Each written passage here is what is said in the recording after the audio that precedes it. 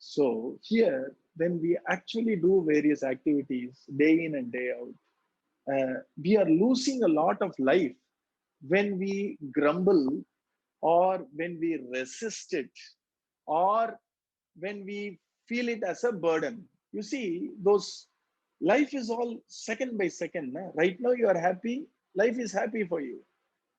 Next moment, next happiness should be invited in life. Life is like that. There is no point postponing happiness, and there is no point postponing duties, hoping that when I shirk my duty, I'll be happy. Even that's not the way we live. The whole trick of life is, as taught by Bhagavatam, how do I relish every activity I do? How do I not resist some things which I have chosen for myself? You see, the most, you know, that which absolutely puzzles me, my own behavior in the past and others' behavior now, because I've started doing that behavior, is people cursing the alarm clock.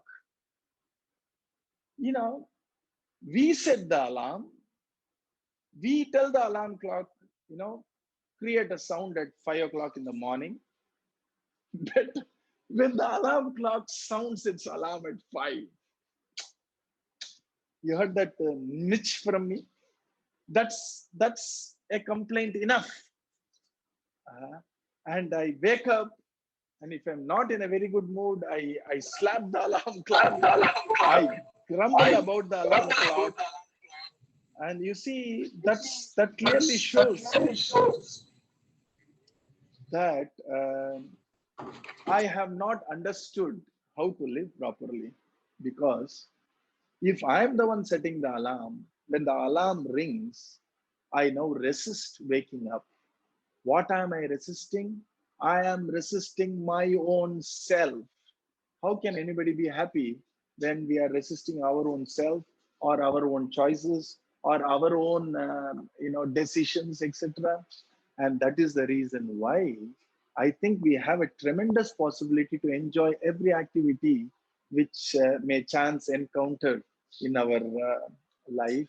And there is one important thing we need to be very clear about, so that we can lead a life of relishing each and every activity which may perchance come our way in our journey of life. And it is when we are clear about purpose. When we are clear about the purpose, then every activity can be relished. We don't have to every activity. You see, uh, when uh, when we are clear about the purpose, when we are clear about the milestones in the purpose, then there is nothing I need to resist. I can simply say no and face the consequence, or simply embrace the yes of a right act towards the right purpose. When I am in between these two, I am leading a second hand life, you see. And that is the reason why Bhagavatam, right in the front, clarifies on this wonderful milestones of purpose of life, half of which we saw in the small short video I just recorded and sent in the YouTube. This for the reference of people who love to follow Bhagavatam along. It is in the second chapter of the first canto. The first canto, second chapter. If you have the Gita Press book in Devanagari, which is the Sanskrit or Sanskritam letters, it is in page 32. And I'm talking about the 9th and 10th sloka of the second chapter. The amount of clarity it gave when this was discussed by our Guru Maharaj way back when I was still working in Ford was something which I can never forget my whole life. It gave so much clarity. Most of the misery comes from lack of clarity, not from work, not from people, not from chores, not from the outer world. Most of the misery is created from a lack of clarity about our own choices, our own decisions, our own life, our own purpose, our own values, right? I'm sure by now you would have realized. And most of you are in your mid or late teens. So I'm sure that you understand what I'm talking about. Mhm. So here in Bhagavatam, first canto, second chapter, very beautifully, Bhagavatam realigns tradition. Bhagavatam is a revolutionary book, if I can use the word book. It revolutionizes stuff, you see. And why we were telling all this is Bhagavatam is a revolution. I mean, Bhagavatam revolutionized spirituality about 5,000 years back. And most of the other revolutions are like a small sub-rivers from this big downpour of Bhagavatam. And I'll tell you why Bhagavatam is a revolution for many reasons. So one reason I will tell you today. Generally, people say Dharma, Artha, Kama, Moksha. And let me demystify that for you. Dharma means values. Let the values guide how you actually prosper. Artha means financial security, as I already saw. Unless somebody is financially secure, and we are normal people, right? I'm sure you all agree. So for normal people like us, financial security is absolutely essential for us to lead a life of values. If I feel financially insecure, I'll cut corners. I cannot be truly living for values unless I have this, what do you call, an inspiration which transcends even my physical needs. These are rare exceptions like Mahatmas and like extremely passionate social reformers, etc., who are driven by a concept so much that even their physical wellness, etc., is transgressed, and they just they go for values even when their own financial stability, etc., is not taken care. They are exceptions. Normal people like us, financial stability leads us to a balanced life of values. And so, Bhagavatam says, values or dharma is not the means for prosperity, right? Mahabharata tells you the opposite. Mahabharata says that be dharmic so that you can prosper. You call it as the law of reciprocation. If you're good to people, people will be good to you. So be good to people, right? And if you do good, you get good. So if you want to get good, do good. It looks more business-like, right? So that's what is the stance of Mahabharata on the surface. Bhagavatam put the entire cart and the horse ulta. Instead of saying that dharma is the means for artha or prosperity. If you want to be prosperous, adhere to values is a normal way of leading an ordinary life. Bhagavatam made it more beautiful. It said, remember, prosperity is the means for you to lead a higher life of values. Prosperity gives you financial security. Take your life to a higher level. Take your life to a level where, I think in America, you say, stand for something. You see, stand for a value, stand for a universal value which is in line with our dharma. And that's what is the purpose of Artha. So the purpose of Artha is not just, go have a lovely life, all that you have it. But that's not the purpose of Artha. If you have enough financial stability, you can actually treat the path of Dharma better. And our Vivekananda Swami gave a wonderful proverb for this. He said, an empty stomach knows no religion, which means we cannot follow Dharma when we are hungry. I will find ways and means to fill my tummy when I'm hungry, and Dharma will take a backseat. And for me to be standing for a value, for me to be absolutely adhering to a value, whether spiritual or social or interpersonal or humane or whatever value, I need to have my stomach contented. That's not enough. My mind also needs to be a little bit contented given the financial situation, and my intellect also should be a little contented. Then I can truly live a value. So Bhagavatam very beautifully says, Dharmasya kyapavargasya narto arthayopakalpate na artasya dharmaikantasya kamo labhaya hismritaka. It says that these milestones of purposes are very beautifully structured in Bhagavatam. The first thing everybody starts is karma. Karma means wants and needs. And most of you, at least individually as a group, I have told you the difference between a want and a need and the way to differentiate it. You all know that. So let me not go into it much. If there is a why question, why do I want something, and there is an answer, it is not a need. Unless you don't have an answer to a why, you have not drilled down a want to a need. I want an iPhone. Why? You see, there has to be an answer to that. And if you give an answer, I will again ask why. Until you come to a fundamental need would be a need for social interaction, my physical protection, a physical need for food, water, clothing, etc. Something like that. When you come there, you have understood the need for iPhone. You understand what I'm saying?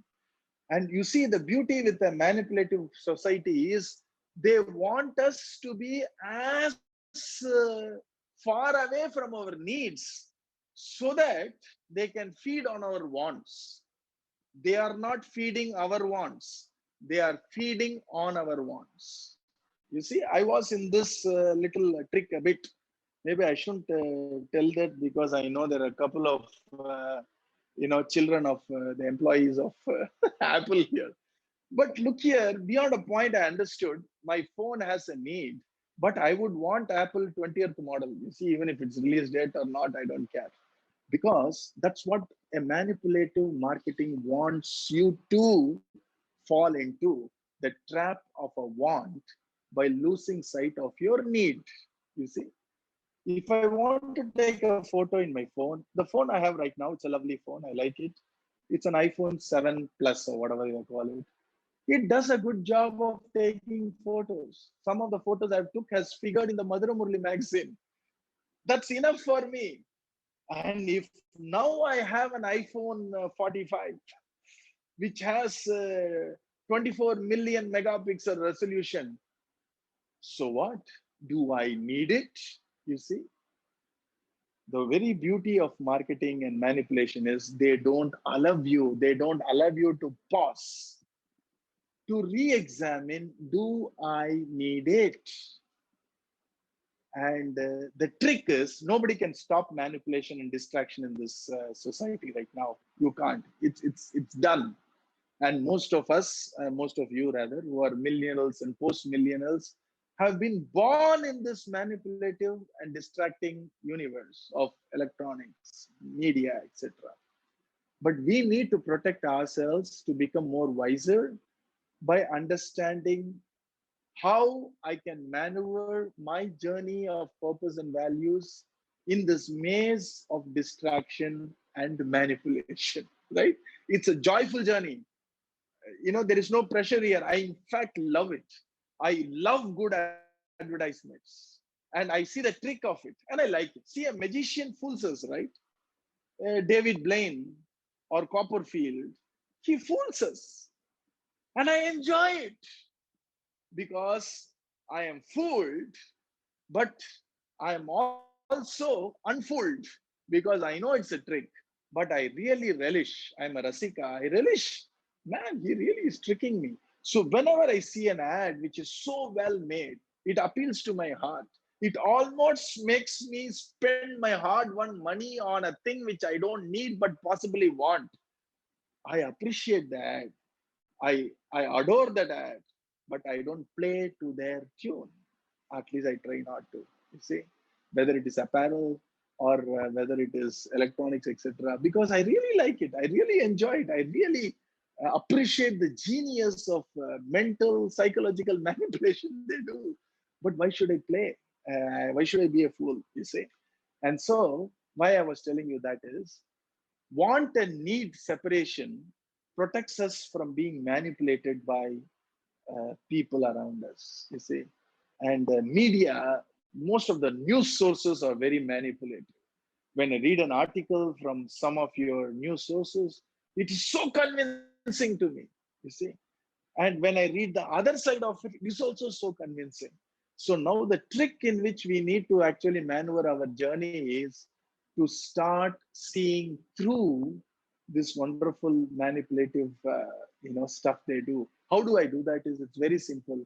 If I am clear about a purpose, and I am clear about my values, and hence I am clear about my need, and I am clear about the distinction between want and need, then I start relishing in a positive way these manipulators. In fact, I applaud them, but I never play to their tunes. I can lead a purposeful, a beautiful life, unaffected by the pressures of society, pressures of others, pressures of peers. You see, all that.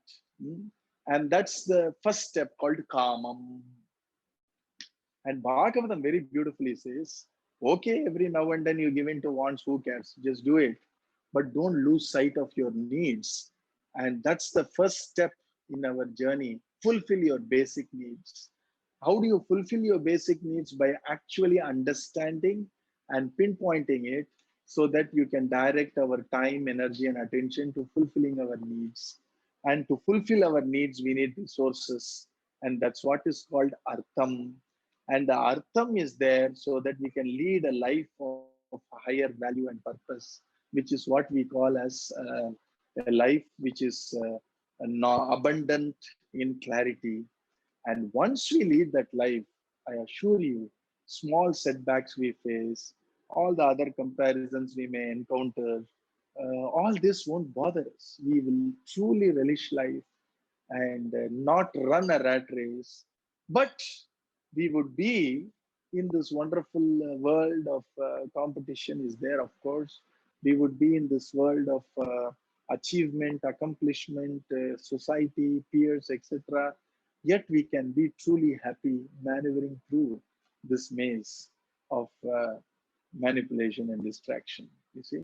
So the four steps are: first, needs, wants. The next step is, financial security, what we call Artha. How do I prosper? How do I be astute in money? Of course, it's very important. How do I make sure that I sort of master at least one aspect of a field? And how do I make a difference? How do I um, how do I stand on my own legs, in the sense that how do I earn? How do I make my livelihood? All that is important. And all these are for the next step, which is, what do I stand for? What is a life? I can't just make livelihood my life. There is a difference between that which is requisite for me versus purpose. You see, I need to eat, but eating is not the purpose of my life. I need to drink, but drinking is not purpose of my life. I need air. Breathing is not purpose of life. Using all that, I need to actually accomplish, I need to live a life which is directed to a higher purpose. And the highest purpose shown by Bhagavatam is a heart filled with love towards one and all. You see, the beauty with this term, one and all, comes from Bhagavatam, because it is in that order. Nobody ever says towards equal love, towards all and one. Have you ever heard that? You always go by towards love, or love towards one and all, because the word and, the conjunction, also means subsequently. You come here and eat, means you can't keep coming and eating in the same time. They don't mean simultaneity. It means you first come here, the next step is eating. You see, he was dancing and singing, means he is doing both simultaneously. The word and also means uh, step one and step two. So you have first step and the second step, subsequent step. So here, one and all means, Bhagavatam says, this entire universe is actually contained in divinity. Okay, and the divinity shown by Bhagavatam is Krishna. So if you love one, you will realize that one is all, and hence that love will spread all over this universe, not just towards Hindus, not just towards Americans, but towards the entire, what do you call, existence. And you can't love the entire existence until you love one who is the entire existence. And so we say we are in a journey towards that love of one and all, you see. And the one is Vadanti Tat Tattva Vidastatvam Yajnanam Advayam Brahmeti Paramatmeti Bhagavan Iti Shabdyate. That which we called as life is what we call as consciousness, that which we call as the indweller, that which we call as soul, that which we call as Bhagavan, are one and the same. And if you start loving that one, over time, that one would expand to encompass all. And that is the next sloka in this chapter, the second chapter of the first canto. So that's what is the goal here. And that's why we said Bhagavatam is a Dharma of heart. So once we realize I'm doing all this so that I can develop love in my heart, obviously they don't teach this divine love, or it can't be taught, as you all know. It can only be caught. As you keep reading Bhagavatam, as you keep listening, as you keep pondering, as you reverentially and with devotion and with faith and shraddha, with perseverance going through this, slowly this is caught in our heart. And that is what is the purpose of any human. Once that love shines in our heart, obviously joy also shines. That's why it's called love joy. Love and joy, love and happiness are two sides of the same coin. And that's what we are all anyway chasing. And let us sort of go in the path of our life along with this enabler of love and joy, which is Bhagavatam. And it will help us to relish our professional, academic, social, peer life even better, is what I think. At least that's what happened to people like us out here in Satsang. So the four milestones: needs, financial security, values like truth, compassion, and can encompass spiritual values like japam, dhyanam, etc., leading to the absolute state of truly a free mind and a soul which can grow in love and joy. That's what is Bhagavatam all about. And I'm really happy that you helped me to sort of ponder about something. I know some things were a little bit of moving from one to other, jumping here and there, rambling, etc. But it helps me to remember this wonderful path which we are all going, the path of love, path of satsang, path of devotion, the path of Sanatana Dharma. It's a lovely path. And it helps us to understand the meaning and purpose of every little action we do. It helps us to relish life better second by second. And for that, let us pray to our beloved Master, our beloved Thakurji, to bless our day with every second filled with love and joy. And the path shown by our Swamiji is very simple, which is Mahamantra Kirtan. Apart from all sources, because a realized Master has said, chant. Just a mere obedience of his word will bring in tremendous goodness to all of us. Let us